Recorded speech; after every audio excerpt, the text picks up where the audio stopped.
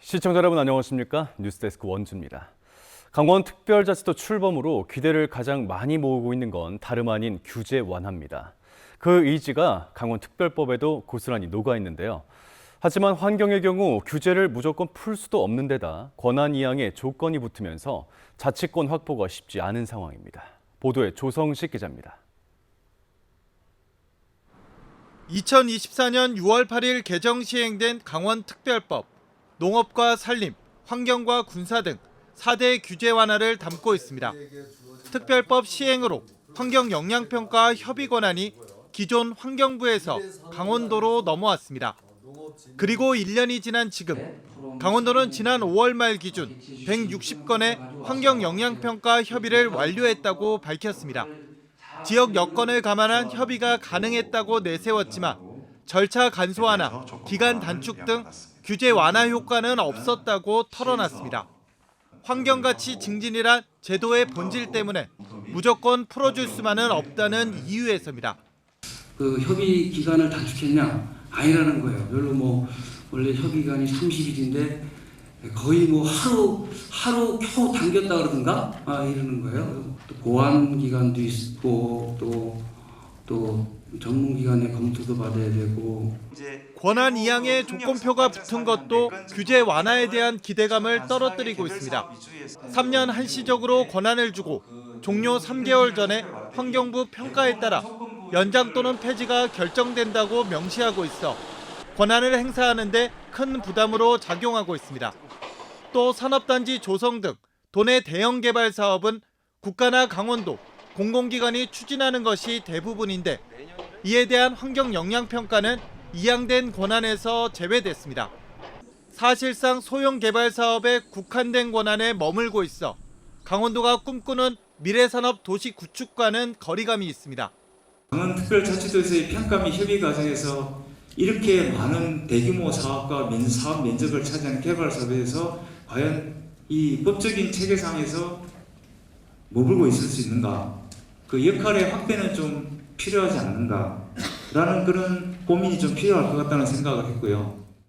생태자연도 1등급 비율이 강원도 전체 면적의 23%를 차지하고 있어 원활한 환경협의 없이는 지역 발전 그림을 그리기도 쉽지 않은 실정입니다. 앞으로 규제는 더 풀어주고 기회는 더 준다.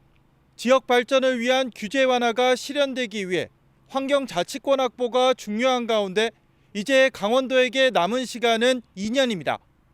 MBC 뉴스 조성식입니다. 원주시가 민선 8기 3주년을 맞아 그간의 성과와 미래 비전을 밝혔습니다. 경제도시를 표방하며 경제 산업 분야에서 성과를 냈다고 자평했지만 아카데미 극장 철거와 다면평가 폐지 등 안팎으로 소란한 일도 많았는데요. 그동안의 성과와 과제는 무엇인지 짚어봤습니다. 윤하은 기자의 보도입니다. 2022년 7월 1일 임기를 시작한 민선 8기. 원강수 시장은 지난 3년간 일군 성과와 함께 남은 1년 동안 추진할 미래 전략을 밝혔습니다. 경제도시 원주를 만드는 데 주력했다며 지역 경제를 이끌 토대가 되는 산업단지 조성, 반도체 생태계 육성, 31곳의 기업 유치와 이를 통한 1,500여 개 일자리 창출을 첫 번째 성과로 꼽았습니다. 꿈이룬 바우처 도입, 권역별 복합체육시설 확대 등 시민들의 소소한 일상을 지키고 불편을 해소하는 성장과 전환의 시간이었다고 자평했습니다. 남은 1년의 임기 동안에도 경제 중심 정책 기조는 이어질 전망입니다.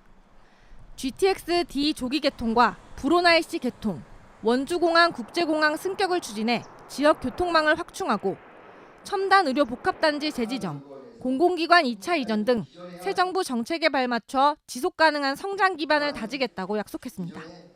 향후 100년을 준비하는 마음으로 시민 행복을 위해 멈추지 않고 달려갈 것입니다.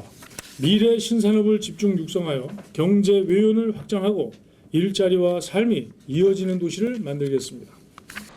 하지만 장밋빛 성과만 있는 건 아닙니다. 원주시가 전통시장과 지역 상권을 살리기 위한 해법의 하나로 추진하고 있는 공영주차장 확충, 기존 녹지 공간을 줄이고 만들고 있어 찬반이 여전합니다.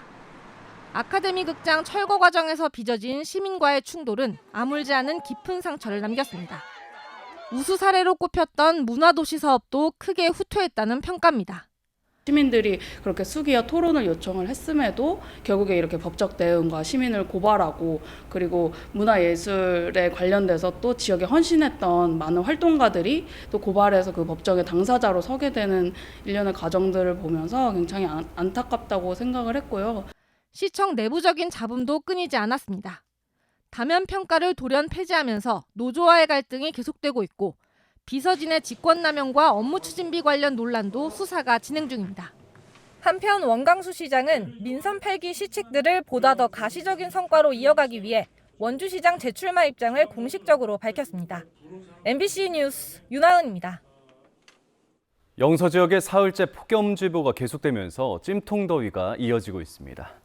오늘 낮 기온은 원주가 32.8도, 행성이 31.7도, 영월이 33.3도, 평창 32.1도까지 각각 올라 무더웠고 오늘 밤 원주를 비롯한 일부 지역에서 밤 기온이 25도 밑으로 떨어지지 않는 열대야가 나타날 가능성도 있습니다. 내일도 30도를 웃도는 무더운 날씨가 이어질 것으로 예보됐습니다. 군대에서 식물인간이 되어 돌아왔지만 전역을 앞둬 막대한 치료비를 온전하게 부담할 처지에 놓였던 17사단 원일병이 전역 심사에서 보류 판정을 받았습니다. 지난달 26일에 진행된 전역 심사에서 육군은 군의관 소견서 등 관련 자료를 검토하고 전역 보류 판정을 내렸습니다. 이 전역 보류 판정으로 군인 신분을 유지할 수 있게 된 원일병은 통상 6개월마다 이루어지는 다음 전역 심사 전까지 군으로부터 병원비를 지원받을 수 있게 됐습니다. 뇌물수수 혐의로 구속 상태에서 재판을 받던 심규원 동해시장이 구속기간 만료로 석방돼 시정에 복귀했습니다.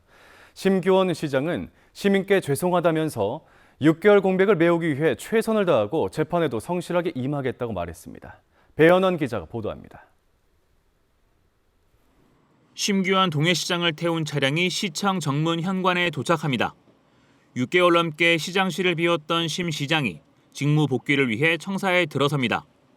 지난해 11월 13일 뇌물수수 혐의로 구속돼 1심 재판을 받아오던 심 시장은 구속기간 만료로 석방돼 업무를 시작했습니다. 심규원 시장은 시민들께 구속으로 인한 시정 공백을 사과하고 성실하게 시정을 살피겠다는 입장을 내놨습니다. 뜻하지 않은 일로 시민 여러분께 심려를 끼쳐드려서 대단히 송구스럽게 생각을 합니다.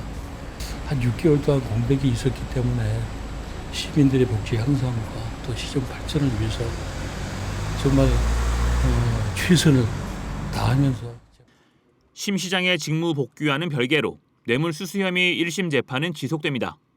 심규원 동해시장은 대개마을 조성 관련 수산업자로부터 2차례에 걸쳐 뇌물 6천만 원을 받은 혐의, 그리고 해당 업자와 시멘트 업체 임원으로부터 자신이 통제 가능한 돈 11억 원을 조성한 혐의로 재판을 받고 있습니다.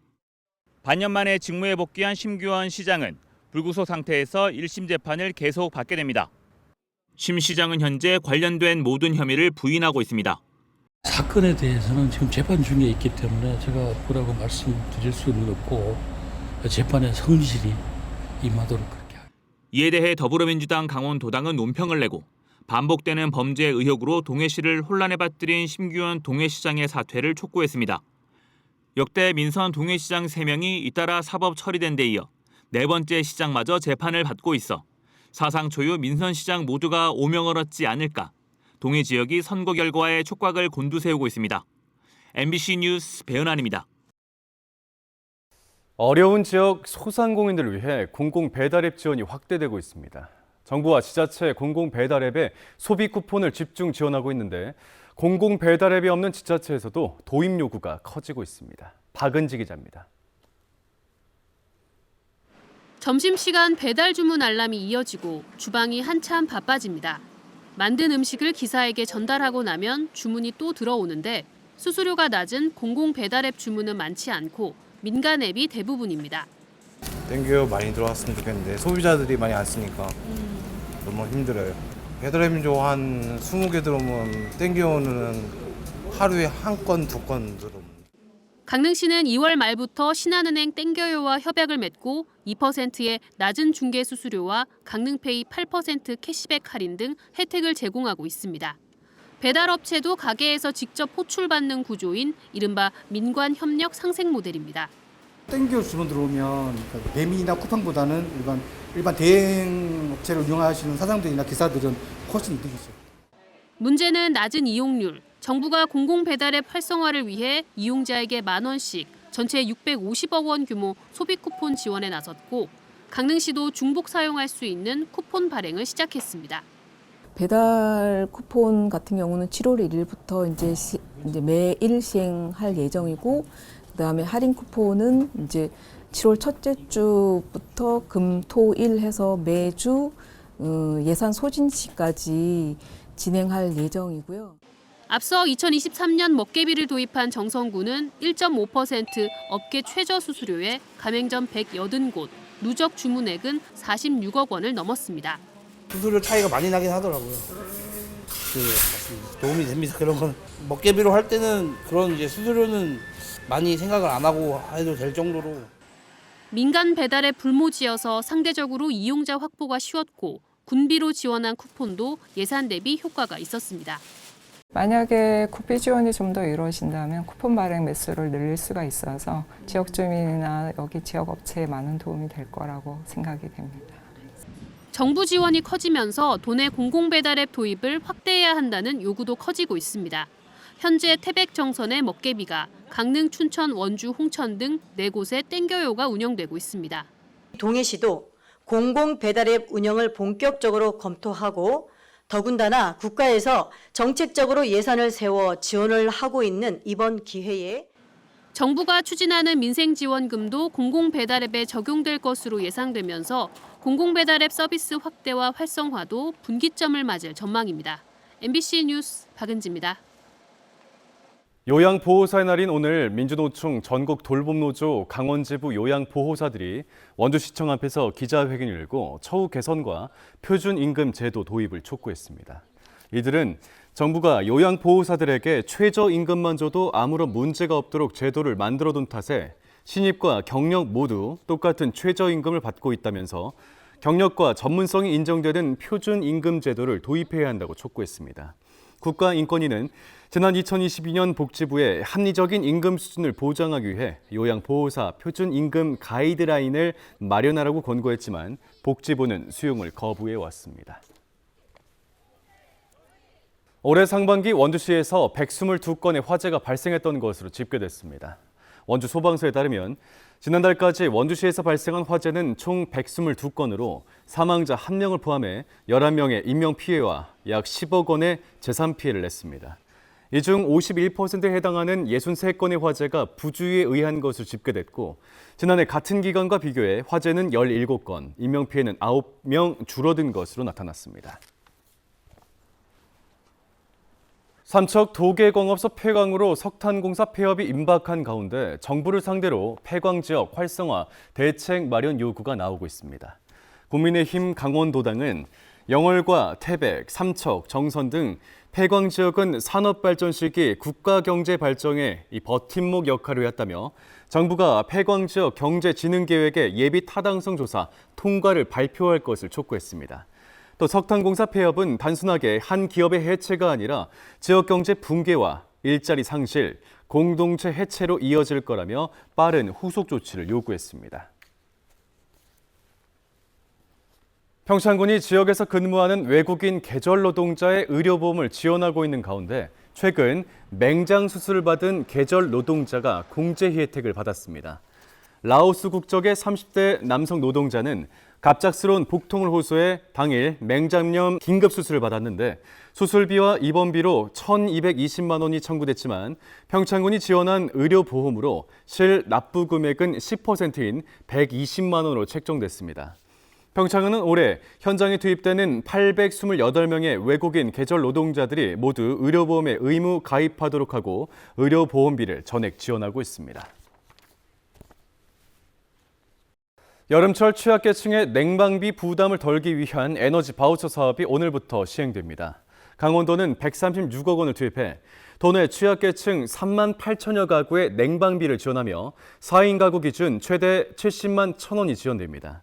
신청 기간은 올해 말까지로 오늘부터 내년 5월 25일까지 사용이 가능하고 전기요금 고지서에서 자동 차감되는 가상 카드 방식이 적용됩니다.